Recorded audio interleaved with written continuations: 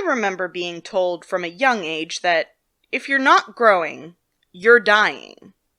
I would have to agree. Life is a series of changes we have to adapt to if we want to function in this world. It is both a great blessing and a great tragedy that nothing in the world can remain the same forever. I'd argue that to be human is to be in a near constant state of change. But what if you didn't change? What if your very nature was so pure, so otherworldly, that change was foreign to you? Something you observed happening to others, but not yourself. And then, what if that very thing, that central aspect of who you are, changed? This very concept is a central exploration in Peter S. Beagle's novel, The Last Unicorn. Hi, I'm Saga Threetail, and today on Media Remodeled we are taking a look at both that novel and the Rankin and Bass adaptation to see how it measures up. Spoilers ahead. Obviously. Have a taco. I want to start by expressing that I was actually surprised during my rewatch and reread of the story how very similar the two are. I've heard the Rankin and Bass adaptation of The Lord of the Rings talked about as a bit of a joke, and while I remembered loving The Last Unicorn movie when I watched it as a teen, so much so that I read the book as soon as I could get my hands on it, I didn't expect it to hold up nearly as well, narratively speaking. Almost all the characters and scenes from the book are present.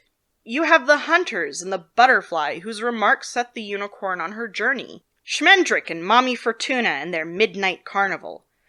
Captain Cully and his band in the Greenwood, along with the indomitable Molly Grew. The Red Bull who keeps the unicorns prisoner. Lear and Haggard and their dreaded castle. And of course, the freeing of the imprisoned unicorns.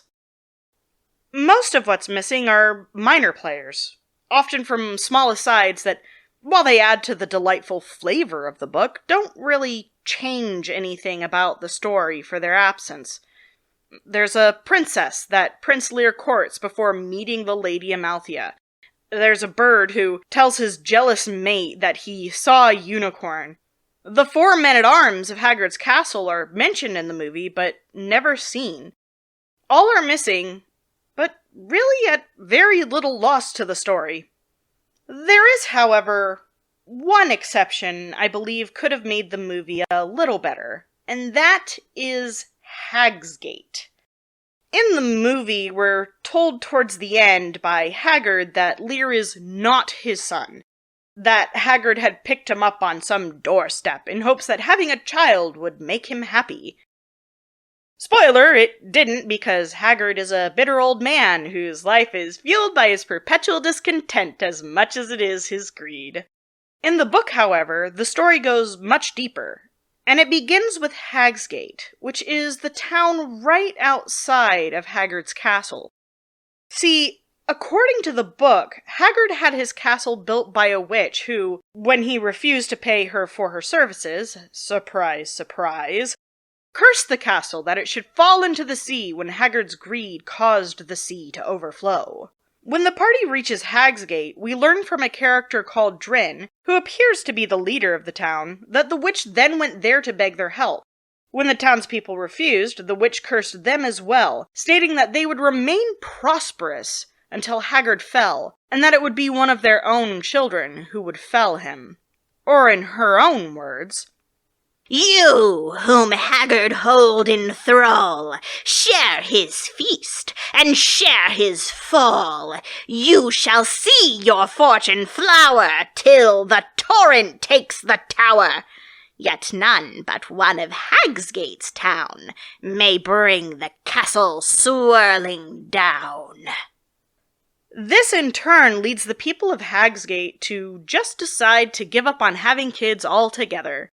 Your kids can't bring down a castle if they don't exist, eh? Unfortunately for them, it seems someone had a little, accident.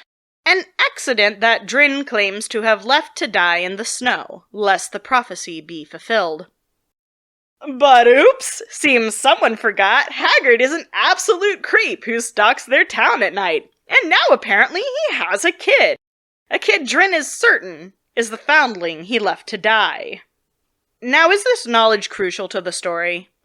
No. Honestly, the movie works fine without it. However, there is a running theme of fate in the story, and I think including Drin and Hagsgate would have tied it up in a nice bow. Not to mention that Hagsgate does provide a role in the book in rounding out Lear's character arc. Still, I can't deny that Lear is a perfectly good character in the movie. He has an adorable naivete about him, and you can see how the presence of the Lady Amalthea changes him. And change is a huge part of the story. Every key player in this story has their fate tied to their willingness to change. Schmendrick, Molly, and Lear all choose to let themselves be changed, and as a result, the wizard becomes bolder and more sure of himself. Molly becomes both softer and more assertive. Lear, who is known for being soft and ineffectual, begins to do great deeds and become a hero. All three choose to change as a result of their encounter with the unicorn, and are better for it. On the flip side, you have Mommy Fortuna and Haggard, both of whom refuse to let their hearts soften and free those they've held captive. In both cases, the result is their destruction. If you don't grow, you die. Then you have the unicorn herself. The book practically beats it over your head that she is different from humans. She doesn't change because she is immortal and far beyond man's understanding. Throughout the initial part of her journey, she learns, but she does not change. Not when she is mistaken for a white mare, not when she is captured, not when she frees the harpy, not even when she meets Molly, as touching as that scene truly is. She is forced to change when Schmendrick turns her into a human, but even that isn't really a true change. She is human now, but she still barely acknowledges the people around her. She still keeps to herself. Outwardly, she is the Lady Amalthea, but inwardly, she is still the unicorn. Even when she begins to forget, she is still the same.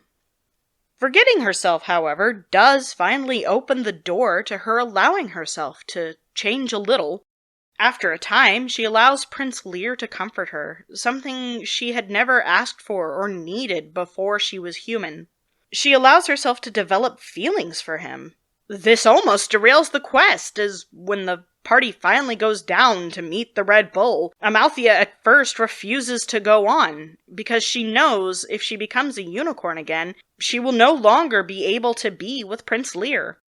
It's Prince Lear himself who insists they go on, though reluctantly, and Amalthea becomes a pure, immortal unicorn once again.